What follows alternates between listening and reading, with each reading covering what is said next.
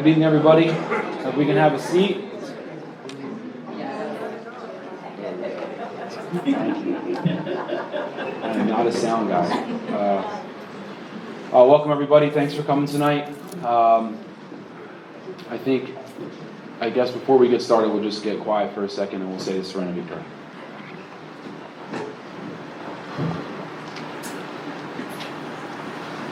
God, grant us the serenity to accept the things we cannot change, the courage to change the things we can, and the wisdom to know the difference. God's will in the hearts we do. Just real quick before we get into this. Tomorrow afternoon, the church has a children's play, The Lion King, which you may have seen some signs. It begins at 2 o'clock. So if any of y'all have kids, or if you know of anybody that may be coming tomorrow that have children, they are more than welcome, the kids, to go down and attend the play while y'all are up here. So it's pretty cool the church is allowing us to do that. It's a pretty cool experience. I'm sure some of the speakers may want to go down instead of speaking too, but unfortunately with us. But again, I want to thank everybody for coming out. Welcome to our 4th annual March to the Steps workshop.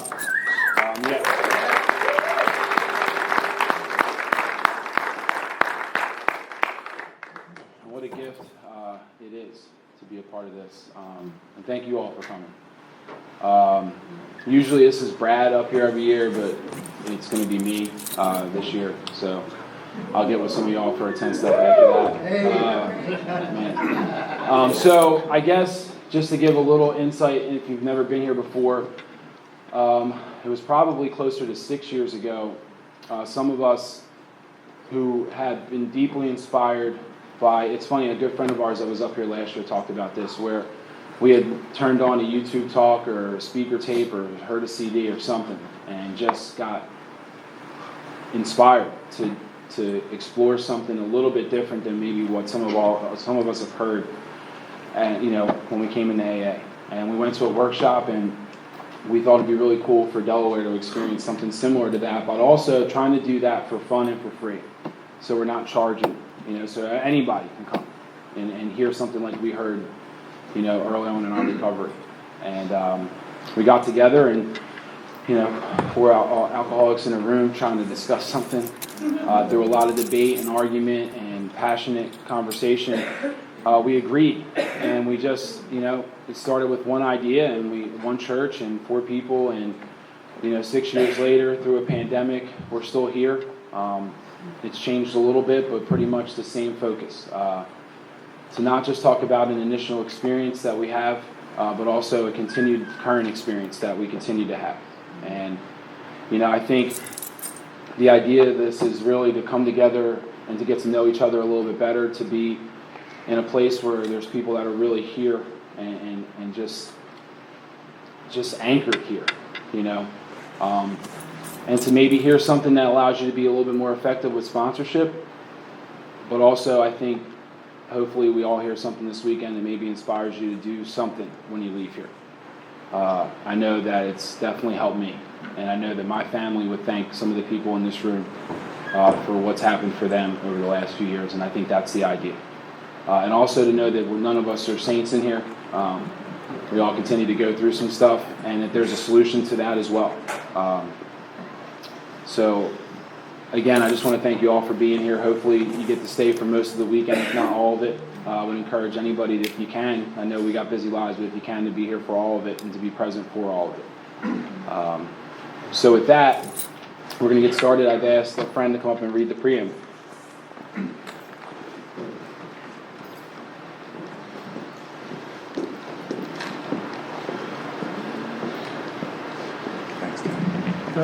Shortcut. Hey guys, my name is Tim. I'm an alcoholic. Alcoholics Anonymous preamble. Alcoholics Anonymous is a fellowship of people who share their experience, strength, and hope with each other that they may solve their common problem and help others to recover from alcoholism. The only requirement for membership is a desire to stop drinking. There are no dues or fees for AA membership. We are self-supporting through our own contributions. AA is not allied with any sect, denomination, politics, organization, or institution, does not wish to engage in any controversy, neither endorses nor opposes any causes.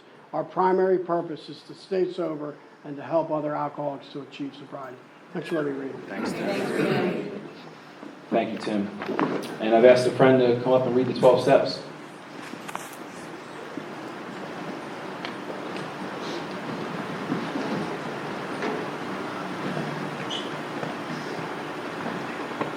Hi, I'm Jackie. I'm an alcoholic. Hey, Jackie. I'm shorter than Tim. 1, we admitted we were powerless over alcohol, that our lives had become unmanageable. 2, came to believe that a power greater than ourselves could restore us to sanity.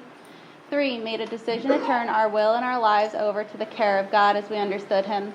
4, made a searching and fearless moral inventory of ourselves. 5, admitted to God, to ourselves, and to another human being the exact nature of our wrongs. Did I say? I think I'm at 6. 6, we're entirely ready to have God remove all these defects of character. 7, humbly asked Him to remove our shortcomings. 8, made a list of all persons we had harmed and became willing to make amends to them all. 9, made direct amends to such people wherever possible, except when to do so would injure them or others. 10, continued to take personal inventory, and when we were wrong, promptly admitted it. 11, sought through prayer and meditation to improve our conscious contact with God as we understood Him, praying only for knowledge of His will for us and the power to carry that out. 12, having had a spiritual awakening as the result of these steps, we tried to carry this message to alcoholics and to practice these principles in all our affairs. All right. Thanks for reading, Jackie. And with that, we're going to introduce our first speaker. It'll just be a 1-hour talk, whatever God has for her tonight and us. And so with that, I introduce Rhea from Clark, New Jersey.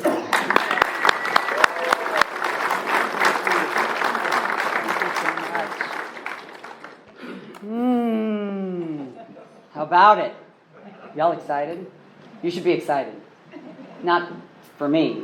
You should be excited because you're here. Because you are about to jumpstart your recovery again. Thank you, God. My name's Rhea. I am a recovered alcoholic. I want to read this. I try to read this because I can't memorize it. I try to read it every time I speak because it's important for me to tell you the truth about me. I wish to remind you that whatever is said at this meeting expresses our own individual opinion as of today and as of up to this moment. That's from the 1940 preamble. And God knows they didn't know anything yet, right? My sobriety date, I stopped drinking, because that's different than my sobriety date, I promise. November 26, 1987. I was just 4. This is hard on my mom.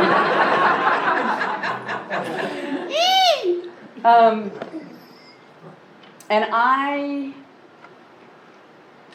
want to skip so bad to when I really got sober, so I'm just giving you the look, I drank, I was great at it, I didn't want to vomit anymore, so I went to AA.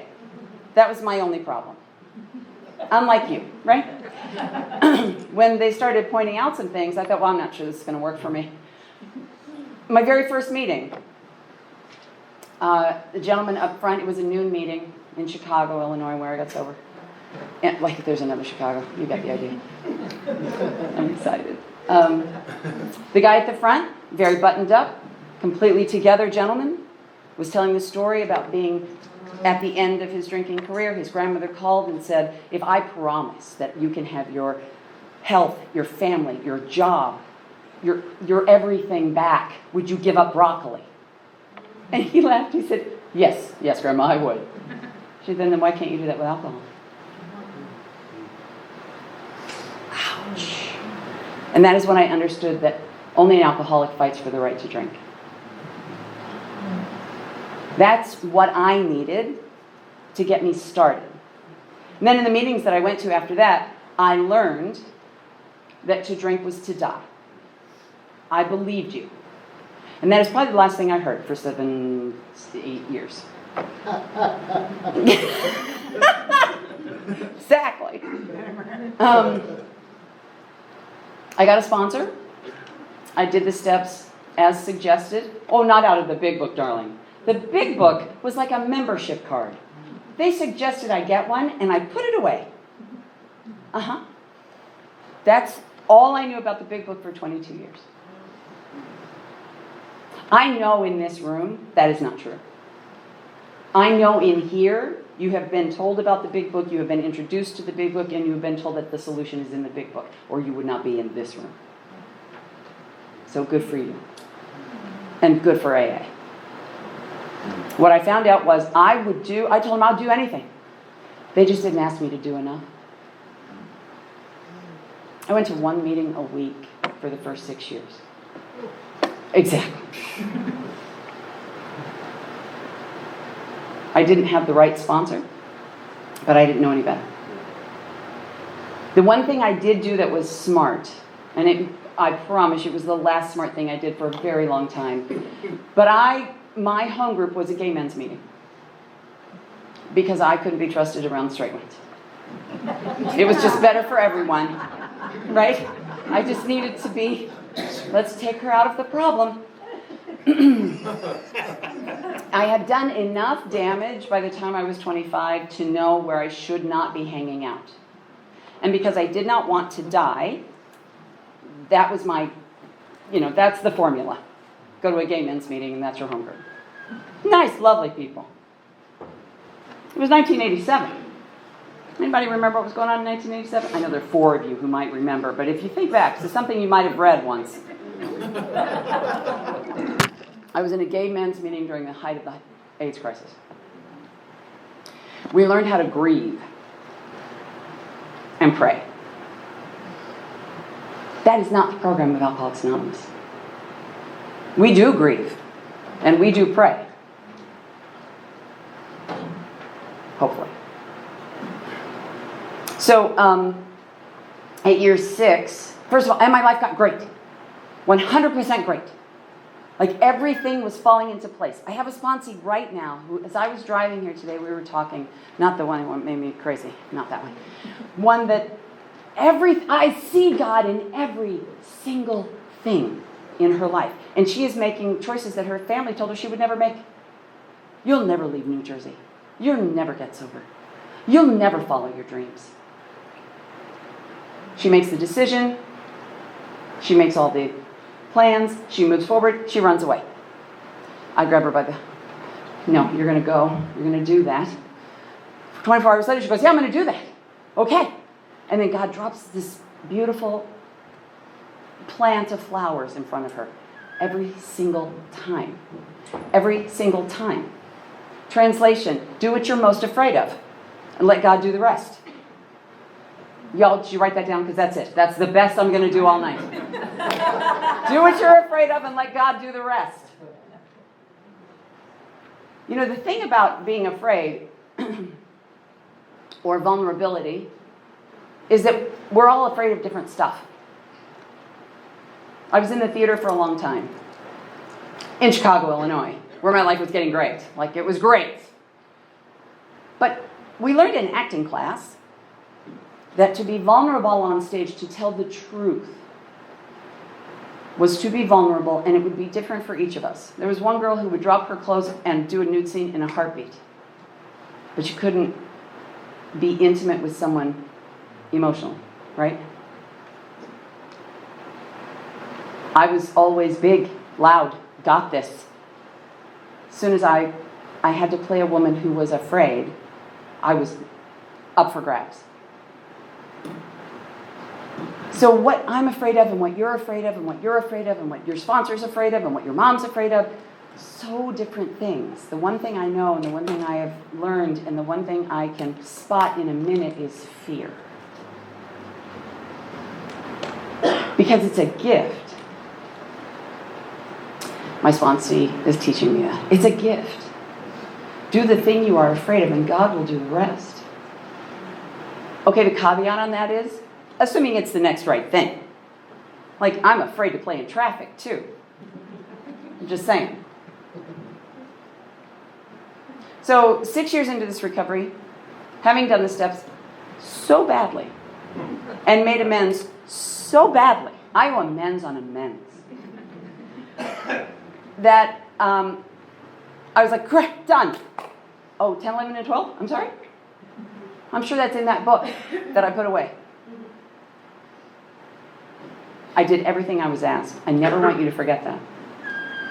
And the reason that I don't want you to forget that is because if you think you might be too hard on your sponsee, let them have another sponsor.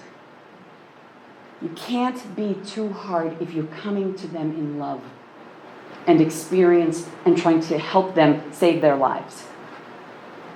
I was loud, bossy, and adorable. They stopped asking me to do stuff a long time ago. So then I met my new higher power, and I married him. He's so smart. So there, I'm done. I graduate. I didn't even know that's all I wanted. I thought I wanted a career, and I thought I wanted to be fabulous in Chicago, Illinois. I'll keep saying it just like that for the rest of my life now. But no. I found a man who wanted to be with me. Yay! Translation, I burned my life to the ground stone cold sober. And we were together for 20 years. So that was 6. So, okay, who does math? 22 minus 6. 16. Thank you. God bless you. So for 16 years, I was self-managed. And I know, right? It's sad but true. For 16 years, I was self-managed. I knew there was a God, and I'd call him if I needed him. And I went to AA meetings on my anniversary. Can you imagine? Like, now if I walked in the room, I'd be like, bitch, sit down. And then I just stopped going to those meetings too. I'll just tell everyone I'm a recovering alcoholic. That's enough. Because I did everything I was asked. Did I mention? Nobody called looking for me when I stopped going to that meeting. They came to a goodbye party. Love you, bye-bye.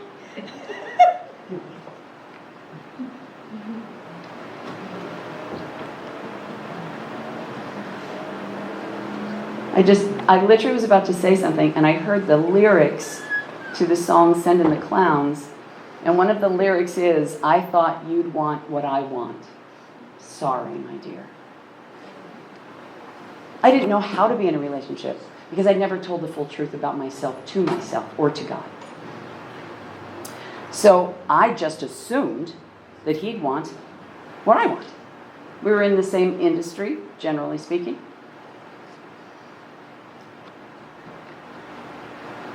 I just realized I was 31 when we got married, or 31 when we moved to Dallas, Texas. What was I thinking? And I thought I was done. I was going to stand back and let him have the career that he deserved because I only date children. Right?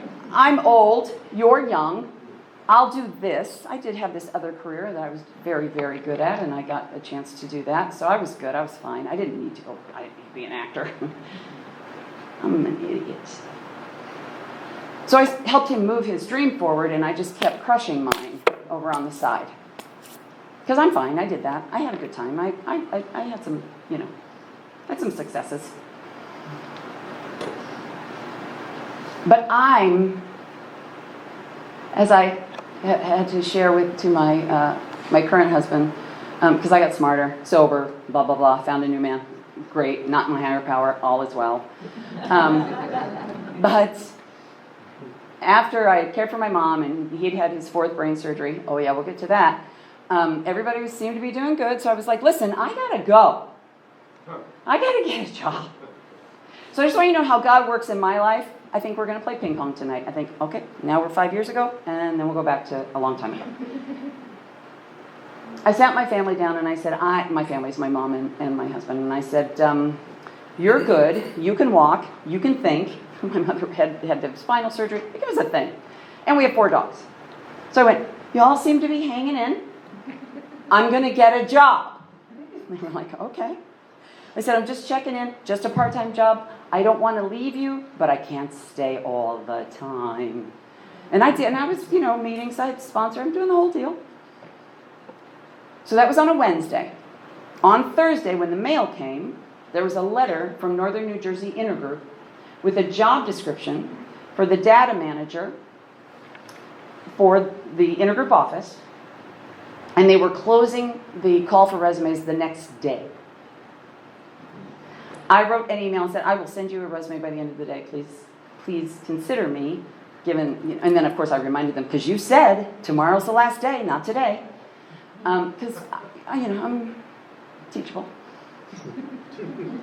And the next day, I had an interview. And on the celebration of my 26th, no, that's not true. I've only worked there 5 years. 30th, 31st, you get the idea. Anniversary, they offered me the job. I thought that was great. And I still do. But I got a job to file paper and enter data. That was my job. I said, this is going to be easy peasy.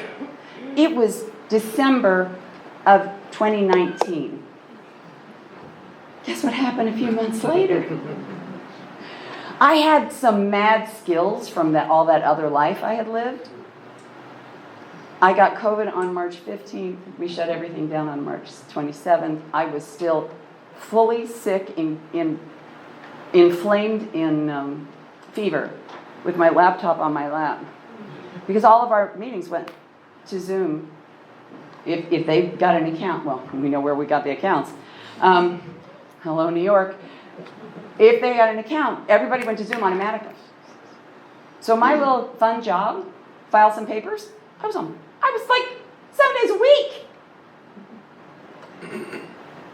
The woman whose job I took was 84 years old when she left. It was her second career. She called me, she said, oh my God, I couldn't do your job. I said, you never had this job. Right? We had bookers, we do bookers. There were 150 people online. I was like, I got this. God help you if you came to bookers and asked a question.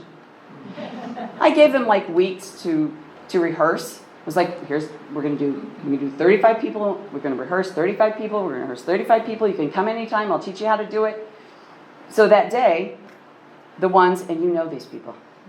I have an idea. No, you don't.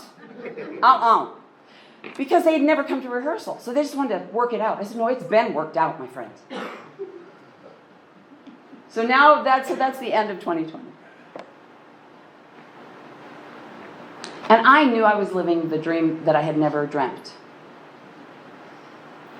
Because in 2009, yep, I ran away from home. I was living in Jersey. I moved to Jersey in 96. My husband was this man, God bless him. He told me he was in love with someone else. He'd never told her. I said, you just ruined your marriage for I don't know if it's going to work out. You're an idiot. But I ran away from home. Took the dog. I got to go be with some people. Now, I haven't been to a meeting.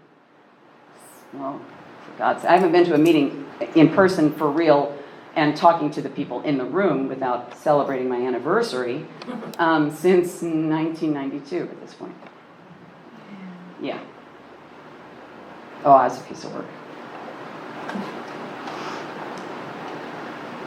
So, at some point in, let's say, 2001, 2002, a friend of mine called. He had been my voice teacher in Chicago. He called. He said, I think my husband is an alcoholic. And he hits me. And I was like, you ever heard of Al-Anon? He said, no. So we talked for a long, long time. And he went to Al-Anon. And Al-Anon did miraculous things. God did miraculous, like this. He'd been my friend for years, and who he became, and how he grew, and what he bloomed into. I was like, oh my God, David. Yes, good for you. Cut to running away from home. I called David. He said, why don't you come with me to a meeting? Okay. And I heard something in that meeting that I had forgotten about. And I think maybe some of us take it for granted now. Because in these rooms, we get used to, if not seeing it, learning how to live it. And that was humility. It is not a common trait in the real world. Not in the way we understand it. Not in the I was wrong. I hope you can forgive me. Humility. And in that moment, I saw everything I had given up in the name of happy or my best idea. And I couldn't breathe. And I looked at Dave and I said, thank you. He said, hey, you did the same for me. There were people from Chicago, or in Chicago at that time, who had moved from New York. And I was given some phone numbers of some people to call. And one of them said, there's this black guy in New York named Stacy. I think you should talk to him. I was like, that's it? That's all you got? It's a big town, New York. Let me find the black man named Stacy. Okay, thanks. So I get back home. I got a temporary sponsor in Chicago who told me, I'm going to get your pens out. This is the best. I said, my husband and I do not get on. He has an anger problem, and I have a being right problem, so it's a problem. She said, okay. I said, so when he starts talking, he wants to fight. He wants to fight. And I don't know how not to fight, even though I know I'm not supposed to fight. She said, okay, so here's 3 things you're going to say. And I promise you, I was like, go. She said, you may be right. I was like, oh, I'm not saying that. She said, no. I said, you may be right. Like already, so willing to get sober. She said, no, you may be right. You are only offering the ground. You're not saying they are right. I said, but that's how he's going to take it. I said, shh. She was like, shut up. I said, okay, you may be right. Got it. The next one is, I'm sorry you feel that way. And of course, I'm still thinking, I am going to trigger him with that. I know. But okay, I'm writing it down. I said, what's the third one? She said, I said, are you serious? She said, yeah, that's the whole thing. She said, you're just showing that you are listening and you're making space for that, whatever it was, even if you wildly disagree with it. I was like, okay, got it. And then before I left, well, first of all, she said, by the way, you can't stay here. You have to go home and clean up your mess. And she said, but I want to tell you this. When you go to an AA meeting, you take the solution to the meeting. You bring your problems to your sponsor. And I was like, because I'm thinking, but shouldn't we talk about... No, we should not. She said, because you don't know who's in that room. And you're about to model for them what they think AA is. Your problems? That's not a good idea. Fair enough. So I held on to that, right? So everywhere I go, everywhere I go, I'm picking up these little pearls, these gems. Sometimes just so tiny you can barely see them, but sometimes like, I am rich. I am rich with this information. So I go home, I got the list from that lady from New York and Chicago, Illinois. I call the first one, her name is Stephanie. I don't know Stephanie. Stephanie, hi. You don't know me. Rhea gave me your phone number. Rhea in Chicago, Illinois. Yeah. Do you know a black man named Stacy? She said, I do, actually. I was like, fabulous. Can I get his number? Then, honest to God, we played phone tag, Stacy and I, for about 4 weeks. And the day it can, and in the meantime, I'm out of my mind. Because I have no recovery. But I know I have to be in AA. And I know I can't take my problems to the meeting. And I don't have a sponsor. So Stacy gets me on the phone, finally. You got a big book? Yeah, get it. Got a 12 and 12? Yeah, get it. I wish I had written down the pages. I have no idea what he told me to look at. But he was qualifying me. Does this make sense to you? Do you think you're an alcoholic? I said, I absolutely do. He said, right, so let's meet at the diner on Tuesday night before the meeting. Meeting starts at 7:30. 7:30? You think the Tuesday night meeting? Okay, 7, yeah. Oh, yeah. 7. So we meet at the diner. Now, the diner is literally, this is Atlantic Group in New York, literally across the street from the church where the meeting is. So, remember, I'm new. I haven't had a drink in 22 years, but I am new. And I look horrible. And I'm sitting waiting for the black man named Stacy to arrive. And the waiter comes over, he's like, gin and tonic? Ha! No? He was like, I'm kidding. I just assumed you were with AA. I'm like, oh my God, what is happening? Like, how do you know that? Because, a meeting, it's a meeting. Stacy comes in, we have a good talk. I don't know what I'm doing. Honestly, for the next year, he would see me and he'd say, hello, miracle.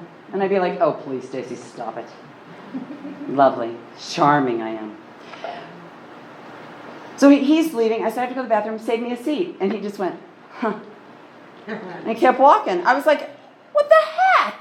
I promise you I didn't say heck. I walk in.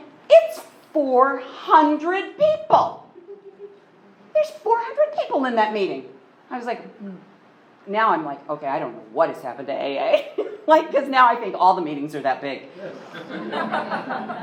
I find him, and I was like, now I understand why you're not saving me a seat. And he's in these special seats. I'm like, I really don't understand anything about this right now. So I go and sit down with strangers who don't care because, God help me, Atlantic Group is like runway recovery. Everyone is beautiful and very sober. That's not strictly speaking true, but I was nobody, and they were, oh my God. So, in order to get to that meeting, he said, if I'm going to sponsor, he said, I'll be your temporary sponsor. If I'm going to sponsor you, you have to be at a meeting with me. The Tuesday night meeting is the only meeting that you can attend, that I attend. I don't work in New York City. So I'd have to leave my house at 4:45 in the afternoon to do the meeting before the meeting, which was 6 to 6:30. And then I would do my service commitment from 6:30 to 7. It starts at 7. And then the 7 o'clock meeting went to, I think, 7:45. Yeah, 7:45. Then they had an information, it was 400 people, information break for 15 minutes, because they're very busy, those Atlantic Group people. And then we have a speaker, and then you'd thank the speaker. I got home at 10 o'clock. So I promise you, when a newcomer says, I'm too tired, I'm like, I'm not the one. Right? 4:45 to 10 o'clock at night, that was my home group commitment. Thank God. Get me off the streets as much as you can for as long as you can. Every week. So I was doing some work in, I was a consultant for a thing. I was doing work in Ottawa, Canada. Sounds fancy. It was the trucking company. Don't be confused. I got a home group in Ottawa so that I was never without my people. And so we read this. The meeting before the meeting is reading the first 164 pages, all 164 of them. Can you imagine? And the 12 and 12, all the way through, over and over and over and over. So I'm like, okay, when do I start? He's like, when do you start what? I said, my first day. He said, you just got back? He means to AA. He doesn't mean to New York. I was like, yeah, but I mean, I know there's a God. I know I'm a drunk. Like, can I just do that now? He was like, I'll let you know when you're ready. Oh, will you now? Now, I just want you to know, he has 6 weeks, his sober date is 6 weeks ahead of mine, not even quite that. But I'm reminding you, I stopped drinking. I did not get sober. Stacy's been sober since the day he put the drink down. Like, he has been raised by amazing people in this program. So I'm back and forth, Ottawa, back and forth, back and forth. And I'm like, Stacy, what's the problem? Like, and call every day. I call every day, just like I'm supposed to. Stacy, why can't I just start? Like, you're not ready. How do you know? How do you know? Because I've never had a sponsor. Let's not forget. So I've never sponsored. So I really don't know how he knows. No clue.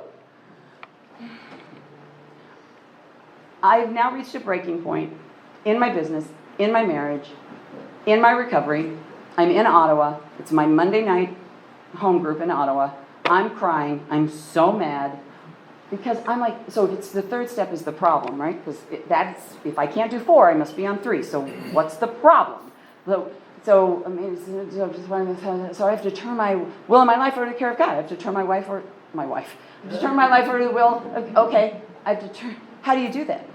Oh, God, as I understand Him. Oh, and as I understand Him, do I have to understand God to do step 3? This is ridiculous. Now I'm so mad. And I'm sitting in that Monday night going, how do we do it? How do you do 3? Like, how do you do 3?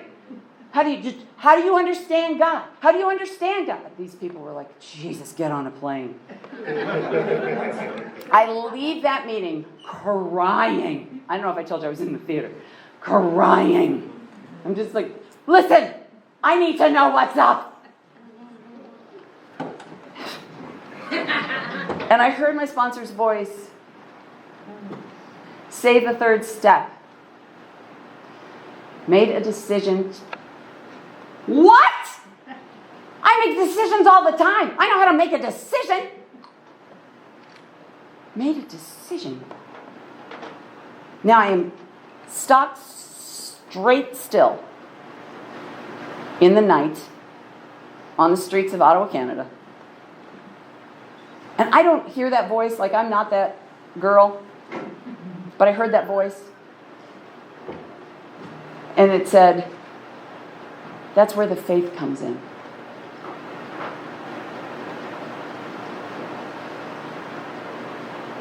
Still gets me every time. That's the decision. Oh, I can't wait to get on that plane. I walk in next night, 5 to 6. He said, hello, miracle. I said, hello, Stacy.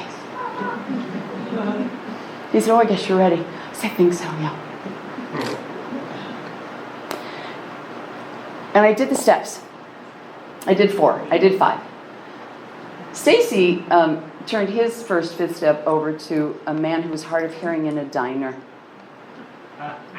Exactly. How about that sex inventory, boys and girls?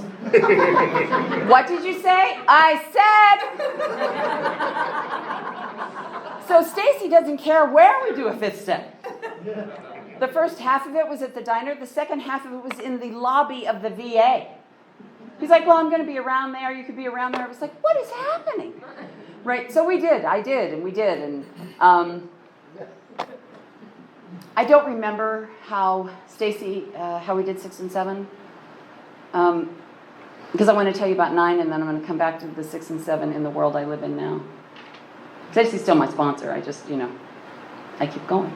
That's what we do.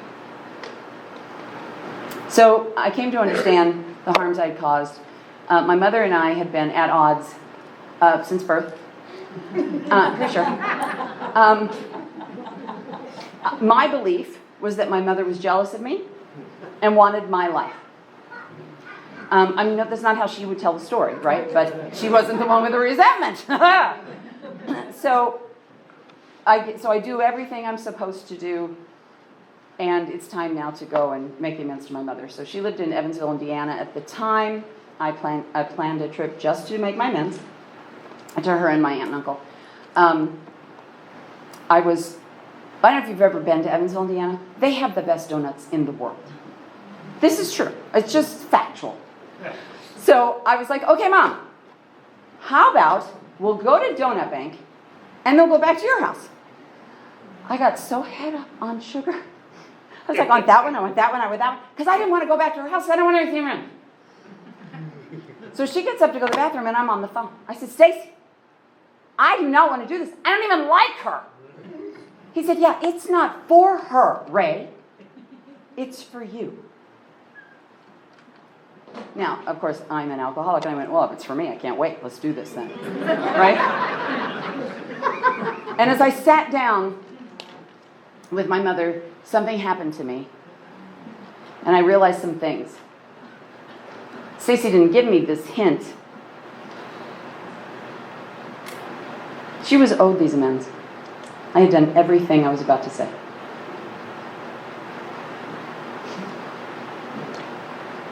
I had done it, and she had loved me anyway. You see, I'd never looked in a mirror before I did the steps that time. And when I looked in the mirror, what I saw was unworthy, unforgivable, impatient, rude, judgmental. How do you love that?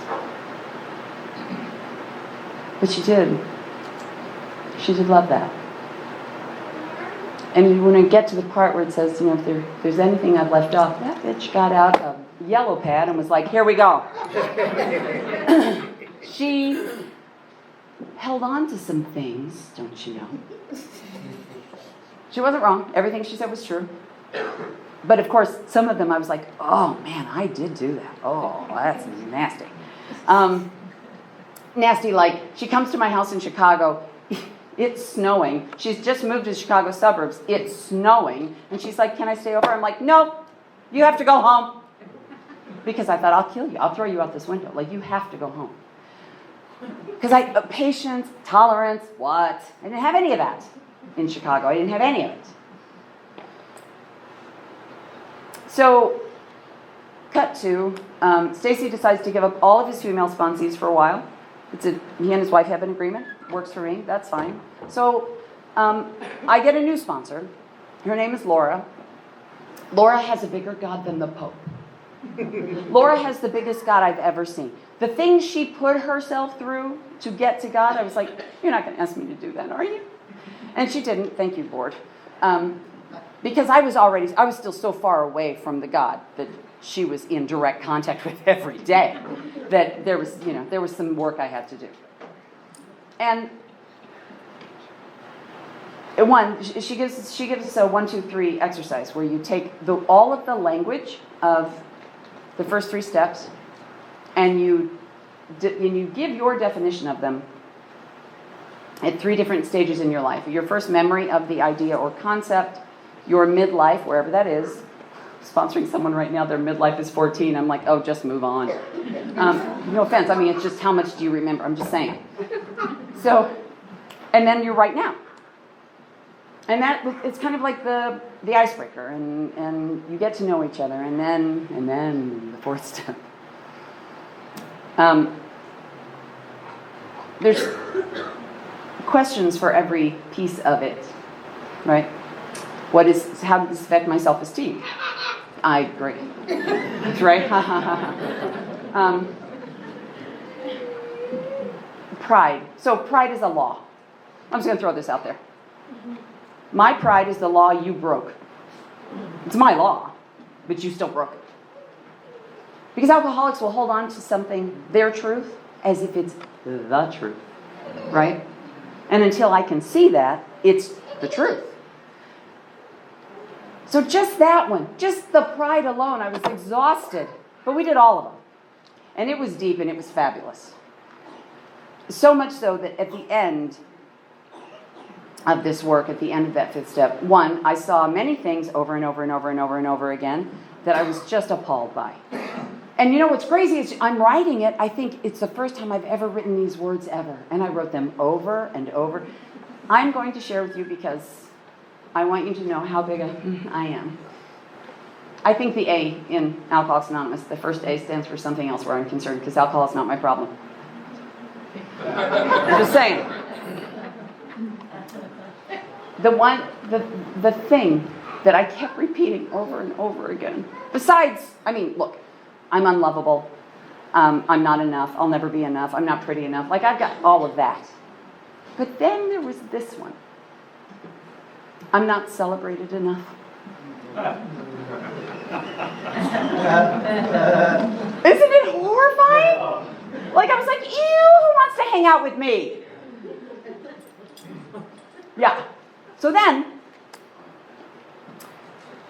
you take all those fears and you boil them down, because at the end of every 4th column is, what are you afraid of? And without repeating any of them, you do the fears prayer, for every fear, and the sick man's prayer for every person. This is our 6 and 7. Until you are unhooked from them. And some of them I was unhooked from right away. Like, yeah, okay, I get it. Like, I understand exactly what I was holding on to, and I can let this go, and thank you, God. But there were a couple that I could not let go of. Not for months. I learned to pray as if my life depended on it in that work. Because once I had seen that this is what I carry, and this is what I punish you with. Because my fear keeps me separate from you no matter what. So once I identify the fear, if I chose to keep it, I choose to be separate. That's not what the book says, right? Shoulder to shoulder. So if I'm going to let you get to me, which is just the worst thing I think could ever happen in the world, I am afraid of intimacy. I am afraid of the truth of how you feel about me because I think I already know. So I pray these prayers on my knees every night until I am free. And what happened, it's not that it's like suddenly I go, oh, that's better. Okay. I am going to God offering this weight, burden, lie, imaginary persona. You take this. They're perhaps spiritually sick like me. And the minute I say like me, I am with you. I am with the person that is driving me crazy. I am with the man that broke my heart. I am with the boss who fired me. I'm with them because you are like me. The difference is, and this is, if you're my sponsee, this is what you hear from me on the regular. You have a God in a program. What are you doing? We have tools. These tools. I get to look at this. I get to lay this out. I get to shine the sunlight of the Spirit on it and be free. So when I get to 8, I am not afraid anymore of what I've done. I am not afraid of how you see me. Because God sees me now. Because God sees me now. And I see me like God does. Perfectly flawed. And ready to work. I agreed to that on the streets of Ottawa, Canada. Okay? So in these 9th step amends, I am ready. I went back to, so while I was working with Stacy, I was getting divorced from the nice man. And I had done my amends when I did the steps with Stacy. And here's how I did the amends. I didn't read it, but I didn't mean it either. And boy, doesn't he feel it. I said everything I was supposed to say. He felt no relief. He did not feel seen. I did not get forgiven. This doesn't work. So, when I came back after doing this work again, he literally went, I don't want to hear it. In the middle of a divorce, why would he? So, while we were settling out the house and furniture, etc., sitting in our old living room on our old furniture, I said, you know, I've learned a ton about who I wasn't and how I could not show up for you. And this one thing happened. Okay, so cut 2. Okay, that happened. And he heard me. He was like, thank you for that. It wasn't a script. I was making an amends. I was fully disclosing who I was and how I had wronged him. Without any fancy language. Because I wanted him to hear it. There's a thing that had happened at the end of our, in the middle of the divorce, but long after we were done being married. I came into the house he asked me a question, I answered it, and then I realized he didn't like the answer. So I started rewriting in real time. What I meant, and he literally turned around. If he had had a gun, I'd be dead, I promise you. He just looked at me, he said, you're doing it right now.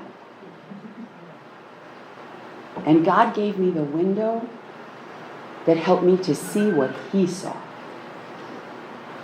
God gave me the window and put the light on exactly what I was doing, which was I was reframing this so he wouldn't be mad. Welcome to my marriage. But I'm sober now. How can this be? How can I still be that person? I promise you, I just got home, right? I'm not going to do it because it'll be messy. I couldn't even hold my purse up. Everything fell to the ground. I'm so sorry. I'm so sorry. I'm so sorry. Because I could not tell this man the truth. He never knew who he was married to. I never showed up for him. Ever. And of course the reasoning is because I wasn't sober, because I didn't show up for anybody. Nobody cares in that moment. The why does not matter.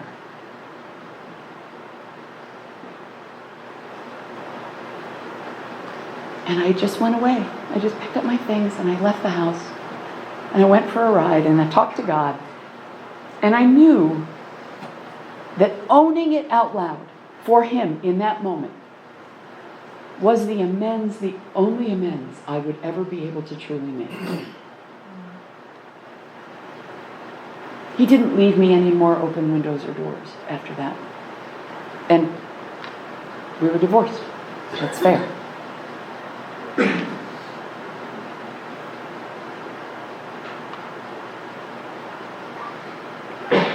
I went to a workshop, big book workshop. Bless you, God. Went to a big book workshop, and it was great. It was really good. It was very interesting. I was sitting at a table with some sponsees, and I didn't really talk to anybody else the whole weekend because it was so intense, and we were doing good work, and blah, blah, blah. And at the end of it, I went to thank the facilitator. He said, have you met Phil? And I went, no! Because I knew I was going to marry that man maybe in a minute. Like, I looked at him and I went, oh no, I gotta go. He was like, he's speaking tonight. I said, I don't care. I ran out of the building. I promise you, I ran out of that building. I was like, I know better. No. I gotta find a gay men's meeting right now. Like, right? Like, no. I gotta go. Thanks, nice meeting you. Because I'm doing the deal, right? I'm doing it. I'm doing it. I'm helping people. I'm going to meetings. I'm being of service. La, la, la, la, la. And I'm losing my mind. The stress that was happening and the amount of work that I was trying to do for a healthcare company that I didn't want the job, but I took the job because I needed the money and my husband was too sick to work. He wasn't, by the way. He just couldn't. Like, there's nothing on the outside. He just couldn't work. He followed me around the house asking what job I was getting. That is the truth. It was tough. Anyway, so things are good. I'm doing good. Everybody's good. Divorce is good. It's all good. But my stress is too high. And I don't know it. And I don't know it. So in July of that year, I go to a new Big Book study meeting because it's the facilitator, it's his home group, and I'm like, I need a Big Book meeting, let's go. So it's 4,000 degrees in an empty school, and everyone there is 22 years old. And if you're 22 years old, God bless you, but that's not so much fun for me. Right? I was just like, they have too much energy, I'm too hot and tired, what's happening? So I sat with my book, I was like, just read the book and shut up. Just shut up. You're here, you want to be here, that's the deal. And then right at 8 o'clock I hear, good evening, my name is Phil. And I'm like, oh, come on. Guess who? My new husband. For real. We got married in 2018. But we did everything right. We told the truth. We said it all out loud. We broke up for a while. because probably it wasn't going to be right. And something happened to me. I did a thing. He told me he wanted kids. I didn't laugh. I said, I'll be right back. And I went to the bathroom. And I banged on the wall and I went, are you kidding? Are you kidding? But you see, I did that thing in Ottawa. So I was like, I walked out and I said, you know what? Knowing what you want in life, and I said it just like this. I said, knowing what you want in life is the hardest thing to do. And I think that's great. And I love you enough to let you go do that. And he was like, no, we can get a surrogate. I said, oh no, it is not about the plumbing. I don't even want a puppy. And you know what? It worked out great. He met other people. I had a transient global amnesia. Oops. We broke up. All of the blood vessels, not that day, later, like it was a colonoscopy prep that, apparently I wasn't getting enough, I don't know what, but all the blood vessels in my brain constricted, and I lost my short-term memory for several hours. Yeah. I guess I draw the line at my brain. Because the next day I changed everything. Anything that didn't even look like it should be happening, I'm not doing that anymore.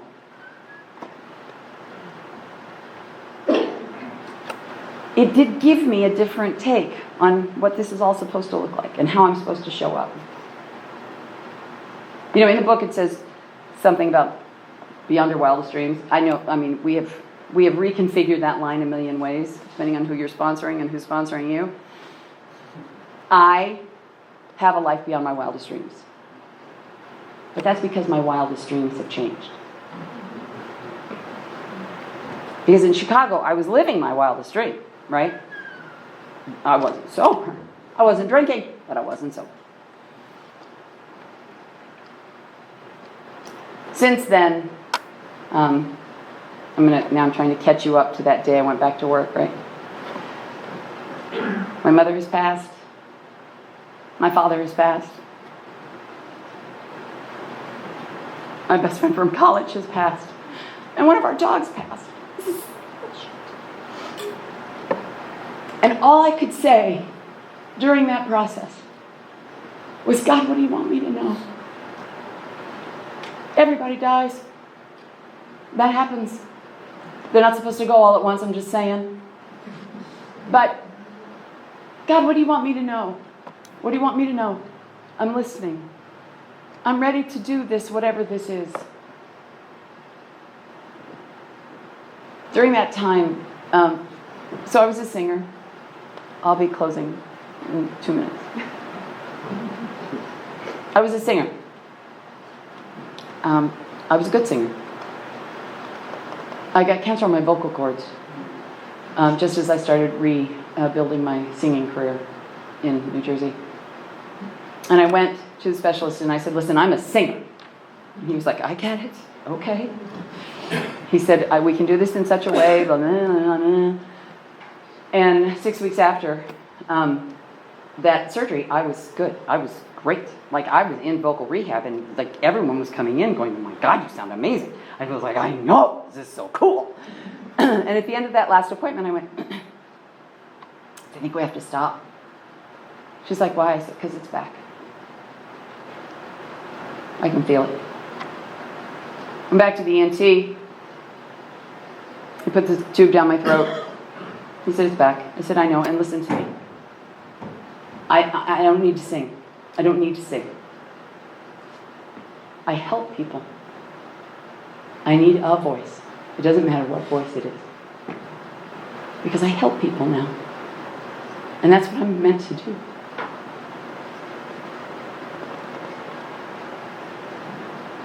That was 4 years ago.